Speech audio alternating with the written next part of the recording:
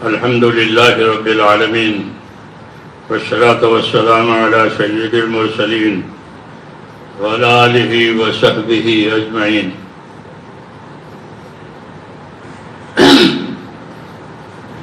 میرے پیارے بھائیو، دنیا کو اللہ نے حالات کا گھر بنایا ہے. یہاں حالات آتے ہیں، جیسے صبح ہوتی ہے، دوپہر ہوتی ہے، شام ہوتی ہے، رات ہوتی ہے. یہ حالات ہے زندگی یہ تو دنیا کے گزارے کے لیے ہے کہ رات دن اور پھر ہزاروں سال ہو گئے، 2000 اتنے، پتہ نہیں اور کتنے ہوں گے. جی ہاں، 2026 رات دن کے گزارے سے یہ ہوا ہے. جی ہاں، یہ تو ہوئی تعداد. ایسے ہی دنیا کو اللہ تعالیٰ نے حالات کا گھر بنایا ہے. یہاں آدمی کی زندگی ایک حالت پر نہیں رہتی، بلکہ مختلف حالتوں سے یہ گزارتا ہے. لقد خلق الانسان فی کبد، ہم نے انسان کو مشقت میں پیدا کیا ہے. تو اس کو مشقت میں پیدا کیا ہے کہ مختلف حالات اس پر آتے ہیں. تو سوال یہ ہے کہ کیا زندگی حالات کے حساب سے گزارے کہ بھئی جیسا حال ہوگا ویسا کریں گے، کہ نہ، اس کی اجازت نہیں ہے کہ جیسا حال ہو ویسا گزارا کرو. نماز پڑھنے کی حالت ہے تو نماز پڑھ لے، نہیں تو نہیں پڑھے. بہت بارش ہے، بہت ٹھنڈی ہے، کہ نہیں، اس کی اجازت نہیں ہے کہ حکم اللہ تعالیٰ کے آئیں گے اور حکموں کے دائیں بائیں بہت سے حالات ہوں گے. تو ان حالات میں کیا کیا جائے؟ تو اللہ تعالیٰ نے اس لیے نبیوں کو بھیجا ہے کہ نبی ہماری طرح انسان ہوتے ہیں. ایک ہی مزاج ہے انسان. کوئی دوسری جنس ہوتی تو بات نہیں بنتی کہ ہم انسان ہیں اور ہمارا نبی جو ہے وہ فرشتہ ہے، تو جوڑ نہیں بیٹھتا کہ فرشتے کو بخار نہیں آئے گا، آپ کو، کہ ہم کو تو بخار آئے گا. ہاں، تو فرشتہ بخار نہیں جانتا. ایسے فرشتہ کسی چیز کی لذت کو بھی نہیں جانتا. وہ اس کا کام ہی دوسرا ہے کہ وہ تو اللہ کی عبادت کے لیے پیدا ہوئے ہیں، بس دوسرا کام وہ نہیں کرتا. اطاعت کے لیے پیدا ہوئے ہیں، بس نہ کھانا نہ پینا نہ بھی، بس کچھ نہیں. معصوم ہے، معصوم ہے، ان چیزوں سے پاک ہے. اس لیے ان کو نہیں بھیجا، بلکہ ہمارے جیسا انسان اس کو بھیجا ہے تاکہ وہ ہماری حالت کو سمجھے کہ بخار کیا ہوتا ہے. جہاں ورنہ فرشتہ کہہ رہا ہے بخار کیا ہوتا ہے، تندرستی کیا ہوتی ہے. ہاں، تو نبی بھیجا کہ نبی ہے کہ ان کو بخار بھی آئے گا. حضور صلی اللہ علیہ وسلم کو بہت بخار آتا تھا. ابن مسعود نے ایک بار آپ پر ہاتھ رکھا کہ آپ کو تو بہت بخار ہے. کہ ہاں، جتنا تم کو آتا ہے اس کا دگنا مجھے آتا ہے. ہاں، جتنا تم کو بخار ہوتا ہے کہ اس سے دگنا مجھے ہوتا ہے. کہ یہ اس لیے تاکہ آپ کا اجر بڑھ جائے کہ ہاں، اس لیے اس بخار کی زیادتی سے میرا اجر بڑھ جائے گا. کیونکہ ایمان کی وجہ سے کوئی مصیبت آئی ہے تو دو باتوں میں سے ایک بات ہوتی ہے. اگر وہ اپنے ایمان کے ساتھ اللہ کے نافرمانی سے کوڑا ہے، صاف ہے، تو جو مصیبت آئی ہے وہ درجے بڑھائے گی، وہ انعامات دلائے گی. اور اگر وہ اپنے اعمال میں کوتاہ ہے، اس سے کوتاہیاں ہوئی ہے، تو جو مصیبت آئی ہے وہ گناہ معاف کراوے گی، کفارۂ سیئات بنائے گی. یعنی جو گناہ ہیں وہ گناہ معاف ہو جائیں گے، بیماری کی وجہ سے، تکلیف کی وجہ سے، جی ہاں، کوئی الجھن کی وجہ سے، کوئی چیز کہیں رکھ دی اور بھول گیا کہ اب کہاں ہے، اب وہ تلاش کر، یہاں دیکھے وہاں دیکھے وہاں دیکھے، کیونکہ خود ہی بھول گیا ہے، خود ہی رکھے آیا تھا، کوئی دوسرا جبری بھی نہیں کرے گا، اب یہ کہ تو فرماتے ہیں کہ اس الجھن میں بھی اس کے گناہ معاف ہو جائیں گے، پھر وہ چیز مل جائے گی کیونکہ تو اس نے رکھی ہے، جی ہاں، اب بھول گیا ہے تو اس لیے الجھا ہوا ہے، جی ہاں، تکلیف میں، تو اس الجھن سے بھی اس کے گناہ معاف ہو جائیں گے، یہ اس کے ایمان کی برکت کہلاتی ہے کہ ایمان کی وجہ سے، ایمان اللہ نے دیا ہے تو اس قسم کے الجھنوں سے، غیر اختیاری چیزیں جو آئی ہیں کہ اس کا نفع یہ ہوگا کہ اس کے قصور معاف ہو جائیں گے، اس کے گناہ اللہ تعالیٰ معاف کرے گا، یا وہ گنہگار نہیں ہے تو اس کے درجے بلند ہوں گے، تو ایمان کی وجہ سے یہ ہر حالت میں خیر سے ہے، یہ ایمان کی برکت کہلاتی ہے کہ ایمان کی وجہ سے یہ ہر حالت میں خیر سے، کہ جو حالات آئیں گے یہ حالات یا تو گناہ معاف کراویں گے یا یہ حالات اس کے درجے بلند کرائیں گے، اس کو انعام اکرام کا حقدار بنائیں گے، یہ حالات کا یہ انعام ہے، اس لیے ان حالات میں اگر حالات ناگوار ہیں تو اللہ تعالیٰ کا تقاضا ہوتا ہے کہ اس پر صبر کرو، اس پر صبر کرو، شکایت مت کرو، صبر کرو، ایک وقت ہے اس کا، ایک وقت پر وہ ختم ہو جائے گا، ہاں، ہر چیز کا ایک وقت ہوتا ہے، ہمارے مولانا اعجاز صاحب تھے ہمارے مرکز میں، مودی صاحب کے نانا، تو بخار آ رہے تو ویسے پھر میں نے کہا کوئی گولی وولی کوئی دوا، کہ وہ اپنے وقت پر آیا ہے اپنے وقت پر جائے گا، ہاں، اس کا وقت تھا تو یہ آیا، جب اس کا وقت ختم ہو جائے گا تو یہ جائے گا، ایسا حدیثوں میں بھی ہے، یہ بات ایسی نہیں ہے، کہ انصار پر ایک مرتبہ یہ معجزہ تھا کہ بخار حضور کے پاس آیا، میں بخار ہوں، کہاں جاؤں، پوچھا کہاں جاؤں، فرمایا انصار کے پاس جاؤ، انصار کے پاس جاؤ، تو بخار انصار کے پاس گیا تو انصار کی تو کمر ٹوٹ گئی، پھر انصار آئے،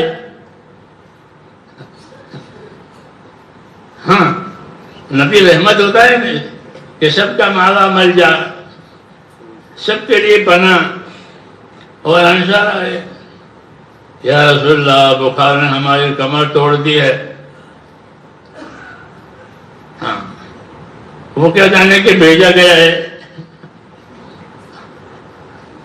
جی ہاں، کہ ہماری کمر توڑ دی ہے، تو فرمایا کہ دو باتوں میں سے ایک بات لو، یا تو بخار چلا جاوے، یہ کہ تمہاری مغفرت ہو جاوے اور بخار اپنا وقت پورا کرے، ہاں، تربیت کے لیے اور ترقی کے لیے مقابلے ڈالتے ہیں، یہ نہیں کہ جو مانگا وہ دے دیا، ایسا نہیں ہوگا، بلکہ ان کی تربیت کرنی ہے، ان کی ترقی دینی ہے، ان کی تربیت کرنی ہے، ان کو ترقی دینی ہے، تو اس کے لیے تربیت کے لیے اور ترقی کے لیے کچھ کرنا پڑے گا، ایسے تھوڑے بیٹھے بیٹھے ترقی ہو جائے، تو یہ مقابلہ ڈالا، جب انہوں نے شکایت کی کہ بخار نے ہماری کمر توڑ رکھی ہے، تو کہاں فرمایا کہ دو باتوں میں سے ایک بات لو، یا تو بخار اپنے میعاد پوری کرے اور وہ چلا جائے، اور تمہاری مغفرت ہو جاوے. جی ہاں، تو تمہاری مغفرت کے لیے یہ ضروری ہے کہ وہ اپنی میراث پوری کرے. تو جب ان کو مغفرت کی بات یاد دلائی تو وہ تیار ہو گئے کہ رہنے دیجئے، یہ اپنی میعاد پوری کر کے جائے گا اور ہماری مغفرت ہو جائے گی. جی ہاں، یہ طریقے ہوتے تھے تربیت کے کہ جو حال اللہ تعالیٰ لاوے اس کے اوپر آدمی رہے اور اس سے اللہ سے امیدوار رہے. ہاں، کیونکہ مسلمان کے لیے ہر حال جو ہے وہ خیر ہے، اس کے ایمان کی وجہ سے ہر حال اس کے لیے خیر ہوتا ہے. اگر مصیبت آئی ہے تو وہ مصیبت اس کی گناہوں کا کفارہ، وہ گناہوں کے مٹنے کا ذریعہ بنے گی یا درجات کے بلند ہونے کا ذریعہ بنے گی. اور نعمت آئی ہے تو نعمت ہے ہی، نعمت تو نعمت ہی ہے. ہاں، یہ نعمت میں یہ شکر کرے گا اور شکر کی وجہ سے اللہ تعالیٰ ان کو شاکرین کا ثواب دے گا. ذاکرین کو بھی ثواب ملتا ہے، شاکرین کو بھی ثواب ملتا ہے. جی ہاں، کہ ذاکرین کو بھی ثواب ملتا ہے ذکر کا اور شاکرین کو بھی ثواب ملتا ہے شکر کا. اس لیے انبیاء کرام عام طور پر ان کا مزاج شاکرانہ ہی ہوتا ہے کہ وہ ہر کام کو شاکرانہ مزاج سے کرتے ہیں، کوئی شکایت نہیں. جی ہاں، افلا اکون عبدا شکورا، حضور کیا میں خدا کا شکر گزار بندہ نہ بنوں؟ کہ کس طرح سے کہ اس کی عبادت میں اضافہ، اس کی طاعت میں اضافہ، اس کی مرضیات میں اضافہ، یہ شکر گزاری ہے. تو لمبی لمبی نمازیں پڑھتے تھے، مکہ فتح ہو گیا، سارے مسئلے ختم ہو گئے، اب کوئی مسئلہ ہی نہیں ہے. چابی آپ کے ہاتھ میں ہے مکے کی، کعبے کی، کوئی مسئلہ نہیں. تو جب کوئی مسئلہ نہیں رہا تو آپ نے اپنی عبادت بڑھا دی. یہ کیوں بڑھا دی؟ کہ کیا میں اپنے پروردگار کا شکر گزار بندہ نہ بنوں؟ کہ جب اللہ نے میرے لیے اشارہ کر دیا کہ اب کوئی میرے سامنے کھڑا ہونے والا نہیں ہے دنیا میں، اللہ نے اطاعت کا ایک ماحول بنا دیا. جی ہاں، کوئی مشرک آ نہیں سکتا وہاں. جی ہاں، ان کے لیے بند ہو گیا آنا. اور جو ایمان والے ہیں ان کا رجوع ہو گیا آپ کی طرف اور آپ کے دین کی طرف. یدخلون فی دین اللہ افواجا، کہ لوگ فوج در فوج دین میں داخل ہوں گے. تو ایسے وقت میں آپ پر شکر گزاری کی کیفیت تھی کہ میں اللہ کا شکر گزار بندہ نہ بنوں کہ اللہ نے مجھے جس کام کے لیے بھیجا تھا وہ ہو گیا اور اللہ نے اس کو کرا دیا، اس کام کا استقبال ہو رہا ہے. تو یہ سب سنتیں کہلاتی ہے کہ ہر حال میں اللہ کی طرف توجہ ہو. جی ہاں، کہ دلوں کا رجوع اللہ کی طرف ہو. ہاں، کہ دل اللہ کی طرف رجوع کرے، یہ مطلوب ہے. ہاں، ایمان سے، عبادت سے، اللہ کی اطاعت سے یہ مطلوب ہے کہ دلوں کا رجوع اللہ کی طرف ہو جائے. ہاں، اور یہ دعا بھی مانگتے تھے. ایک تو مشہور دعا ہے یا مقلب القلوب ثبت قلبی علی دینک. جی ہاں، کہ میرے دل کو اپنے دین پر جما دے. تو ام سلمہ نے پوچھا یہ دعا کیوں مانگ رہے ہیں؟ کہ ام سلمہ دل پلٹ جاتے ہیں، دل پلٹ جاتے ہیں دنیا کے حالات دیکھنے کی وجہ سے. کبھی غیر خدا کی طرف بھی مائل ہو جاوے دل. ہمارے حضرت شیخ فرما کہ دل باولا ہے. یہ کہتے ہیں شیخ کہ میرے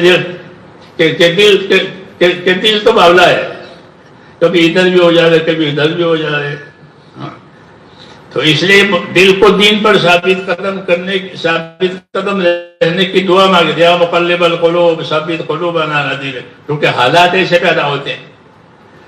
تو میں یہ کہتا کہ زندگی حال کے حساب سے گزارنی ہے یا حکم کے حساب سے گزارنی ہے، یہ مسئلہ ہے ہمارے سامنے. جی ہاں، جو حالات آئیں گے. ہماری عبادت بھی ایک حال پر نہیں ہے، ایک موسم پر نہیں ہے. حضرت جی فرماتے تھے ہماری عبادت قمری حساب سے ہے، چاند کے حساب سے، دوسروں کی عبادت ہے سورج کے حساب سے، ان کے مہینے مقرر، یہ گرمی کے مہینے، یہ سردی کے مہینے، یہ بارش کے مہینے مقرر ہے۔ ہمارے لیے کوئی مہینہ مقرر نہیں ہے کہ یہ حج کا مہینہ، یہ روزے کا مہینہ، کبھی گرمی میں روزہ آ گیا، کبھی گرمی میں حج آ گیا۔ پچھلے دنوں ہم دلی میں تھے، ایک مرتبہ زیادہ کہ جون میں روزے ہو گئے، تو جون میں سب سے زیادہ لمبا دن ہوتا ہے 15 گھنٹہ، ہاں، اور گرمی وہاں کی تو بہت لمبا دن، جی ہاں، اور انگلینڈ گئے تو 18 گھنٹہ، 6 گھنٹے کی رات، جی ہاں، کیونکہ ہم نے ماشاء لگایا تھا تو وہ سارے موسم آئے سامنے، تو 6 گھنٹے کی رات، جی ہاں، ابھی لیتے ابھی شہری کے لیے اٹھا گئے، مولوی داؤد ہمارے تھے مالجی، وہ دوست ہے وہ،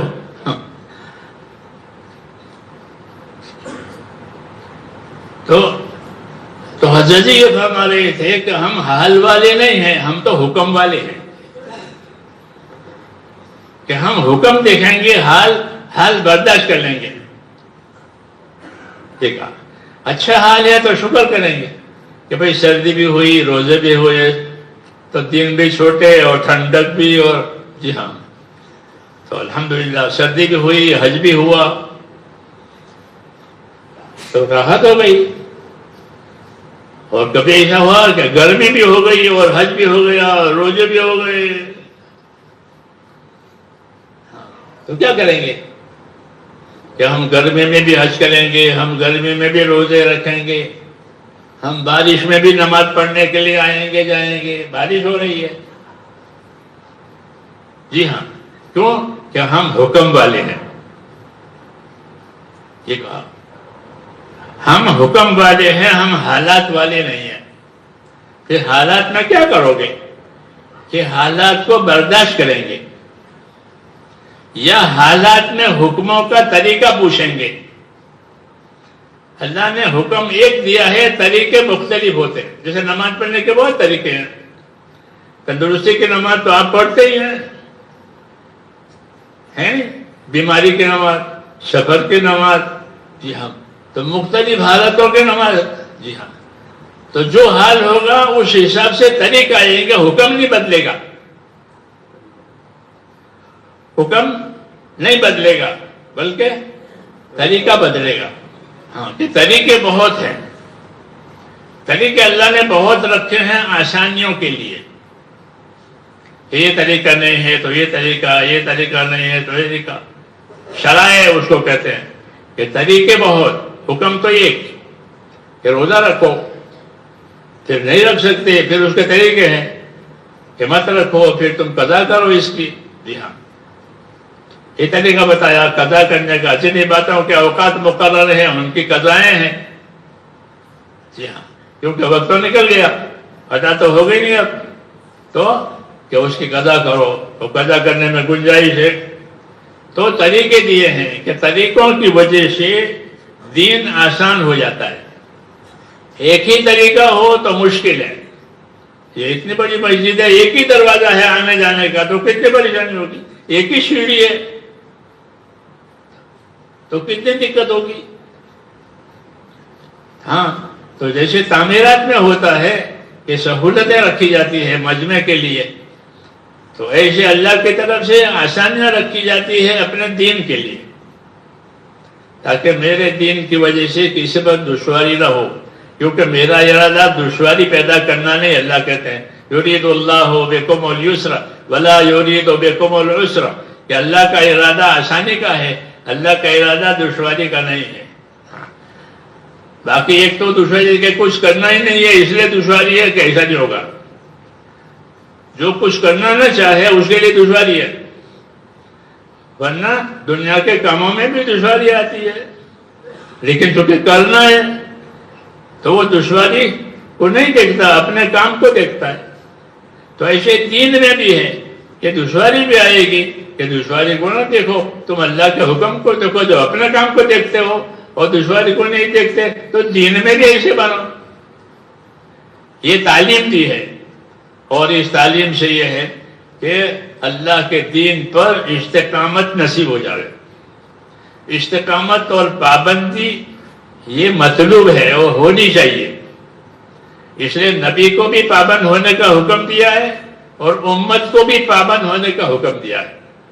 فَاسْتَقِمْ كَمَا أُمِرْتَ وَمَنْ تَابَ مَعَكَ أَيْ وَمَنْ آمَنَ مَعَكَ، کہ آپ دین پر قائم رہیں، پابند رہیں اے نبی، اور جو آپ پر ایمان لائے ہیں کفر سے توبہ کر کے، وہ بھی آپ کے ساتھ اپنے دین پر قائم رہیں۔ تو ایک حکم ہماری طرف استقامت کا ہے کہ اپنے دین پر ہر حال میں قائم رہو۔ پھر صورت مشکل ہو جائے قائم رہنے کی تو پوچھو، کیوں کہ حکم ایک ہوگا، طریقے بہت ہوں گے۔ جیسے دواؤں کے بہت طریقے، پیٹ میں جانے کے لیے 4 طریقے، جی ہاں، ہم لوگوں نے وہ طریقے بند کر دیے، اور ٹیبلٹ ایک ہی، حالانکہ 4 طریقے اندر ہیں۔ جی ہاں، گولی بھی جائے گی، پھانکی بھی جائے گی، چاٹنے کی دوا بھی جائے گی، اور پینے کی دوا بھی جائے گی۔ یہ 4 طریقے اندر ہیں، پینے کی، ایک چاٹنے کی، ایک پھانکنے کی، اور ایک نگلنے کی۔ یہ اندر 4 طریقے ہیں۔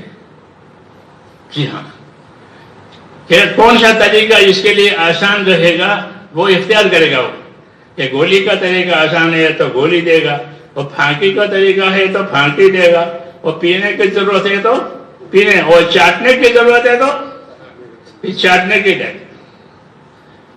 یہ 4 طریقے اندر علاج کے ہیں، کیونکہ یہ چاروں شکلیں پیدا ہوتی ہے۔ جو اس طرح بدن میں حالات پیدا ہوتے ہیں، ایسے زندگی میں بھی حالات پیدا ہوتے ہیں۔ بدن میں حالات پیدا ہوتے ہیں کہ بھئی چاٹنے کی دوا چاہیے، ہاں تو وہ چاٹنے کی دوا دے گا طبیب کہ ہاں، تو ایسے ہی زندگی میں بھی حالات پیدا ہوتے ہیں۔ تو ان حالات کے حساب سے نبی طریقہ بتائے گا، حکم نہیں بدلے گا، حکم نہیں بدلے گا۔ نماز تو رہے گی لیکن اس کا طریقہ بدل جائے گا کہ اس طرح کرو، اس طرح کرو، بیٹھ کے کرو، جی ہاں، اشارے سے کرو، لیٹ کے کرو، جی ہاں، مختلف طریقے کہ مختلف طریقے اللہ تعالیٰ حالات کی وجہ سے دیتے ہیں تاکہ ہر حال میں اطاعت ہو جائے۔ مطلوب اطاعت ہے کہ بندوں کو اللہ تعالیٰ نے اطاعت قائم کرنے کے لیے پیدا کیا ہے۔ وَمَا أَرْسَلْنَا مِن رَسُولٍ إِلَّا لِيُطَاعَ بِإِذْنِ اللَّهِ، کہ ہم نے رسولوں کو زمین پر اس لیے بھیجا ہے کہ وہ اللہ کے فرمانے سے لوگوں کی زندگیوں میں اطاعت لاوے، تابعداری لاوے۔ تو نبی کے آنے کی غلط حکموں پر رہنا، حکموں کی تابعداری، اس لیے پہلے تو حکموں کا علم ہونا ضروری ہے کہ اللہ نے مجھے کیا کیا حکم دیے۔ اس لیے ایمان کے بعد علم فرض ہو جاتا ہے۔ جب کوئی آدمی ایمان لائے گا تو اس کو دین سیکھنا فرض ہے۔ طلب العلم فریضۃ علی کل مسلم، ہاں کہ دین سیکھنا، دین کو جاننے کے بعد دین پر عمل کرنے کے لیے دین سیکھنا یہ ہر مسلمان پر فرض ہے کہ پہلے اپنا دین سیکھے۔ جہاں نہیں سیکھے گا تو عمل کیسے کرے گا؟ پھر جاہل رہے گا، اور جہالت کا انجام اور جہالت کا نتیجہ جہنم ہے کہ جہالت جہنم میں لے جائے گی۔ سرانجام جاہل جہنم بوت، جاہل میں گو عاقبت کم بوت۔ فارسی کی کتابیں پڑھائی جاتی ہے اس زمانے میں، تو کہتے تھے کہ جہالت کا انجام اور نتیجہ کہ وہ جہنم ہے۔ جی ہاں، کہ آدمی جاہل رہا کہ وہ جہالت اس کو جہنم میں لے جائے گی۔ ہاں، اس لیے جہالتوں میں سے نکالا جاتا ہے نبی کی دعوت سے، نبی کی تعلیم سے۔ ہاں، اور جاہل آدمی وہ کہلاتا ہے جس کو حقوق کی خبر نہ ہو. یہ نہیں کہ دستخط کرنا نہیں آتا، یہ نہیں ہے. جس کو حقوق کی خبر نہ ہو اس کو جاہل کہتے ہیں. اسے نبی آ کر حقوق کی تعلیم دیتا ہے. یا معاذ اتدری ماذا حق اللہ، اے معاذ آپ کو معلوم ہے اللہ کا کیا حق ہے؟ تو حق کی بات ہے. اللہ کا کیا حق ہے، نبی کا کیا حق ہے، تیری اپنی ذات کا تجھ پر کیا حق ہے. ہاں کہ اللہ کا کیا حق ہے کہ اسی کی عبادت کی جائے گی، اس کے ساتھ کسی کو شریک نہیں کیا جائے گا، یہ اللہ کا حق ہے. کہ نبی کا کیا حق ہے کہ نبی کی تصدیق کرو کہ یہ اللہ کا سچا نبی ہے، اور پھر اس کی پیروی کرو، پھر اس کے دین میں ان کی مدد کرو. کہ نبی آ کر کے اپنی مدد مانگتا ہے. من ینصرنی من یاوینی، حضور صلی اللہ علیہ وسلم شروع میں مکے میں پھرتے تھے کہ کون میرا سہارا بنتا ہے، کون میری مدد کرتا ہے تاکہ میں اللہ کا دین پہنچاؤں اور اللہ اس کو جنت دے گا اس طرح. لیکن کوئی ملتا نہیں تھا، شروع کا زمانہ تھا. تو یہ نبی کے ذمہ ہوتا ہے، یہ حق ہے اس پر کہ وہ اللہ کی بات لے کر پھرے، اللہ کی بات پہنچائے. پھر جن کے پاس پہنچائے تو ان کے پر یہ حق ہے کہ وہ اپنے دین کے پابند بنے، سیکھ کر سمجھ کر، اور اپنی پابندی کے ساتھ دوسروں میں تبلیغ کرے، دوسروں میں پھیلاوے. ہر مسلمان اپنے نبی کا قائم مقام ہے، نبی کے کام کا قائم مقام ہے. جی ہاں، حضور صلی اللہ علیہ وسلم کے کام کا وارث ہے، قرآن شریف کا بھی وارث ہے. یہ امت قرآن کی وارث ہے، اپنے نبی کے کام کی وارث ہے. جیسے ماں باپ کی ملکت کے وارث ہوتے ہیں، ایسے ہم اپنے دین کے بھی وارث ہیں. تو گویا دین کی ذمہ داری ہمارے اوپر آئی ہے. یہ دو طریقے سے کہ اس کو سیکھ کر اس پر عمل کرو، اور خود عمل کرتے ہوئے کہ دوسروں میں اس کو چلاؤ، تاکہ دنیا سے جہالت ختم ہو جائے اور اللہ رسول کے حقوق ادا ہو جائے. یہ مقصد ہے دین کا، کیونکہ یہ حقوق ادا کرنے کی جگہ ہے، اور آخرت کہ یہ حقوق کی بدلہ پانے کی جگہ ہے. اللہ تعالیٰ مجھے اور آپ کو اس کی توفیق عطا فرمائے. اللهم صل وسلم وبارك على سيد المرسلين وعلى آله وأصحابه أجمعين. ربنا إننا آمنا فاغفر لنا ذنوبنا وقنا عذاب النار. ربنا إننا آمنا فاغفر لنا ذنوبنا وقنا عذاب النار. اللهم إن قلوبنا ونواسينا وجوارحنا بيدك لم تملكنا منها شيئا، فإذا فعلت ذلك بنا فكن أنت ولينا واهدنا إلى سواء السبيل. اللهم كن أنت ولينا واهدنا إلى سواء السبيل. اللهم آت نفوسنا تقواها وزكها أنت خير من زكاها، أنت وليها ومولاها. اللهم سلمنا لرمضان وسلم رمضان لنا وسلمه لنا متقبلا. اللهم إنك عفو تحب العفو فاعف عنا. وصلى الله تعالى على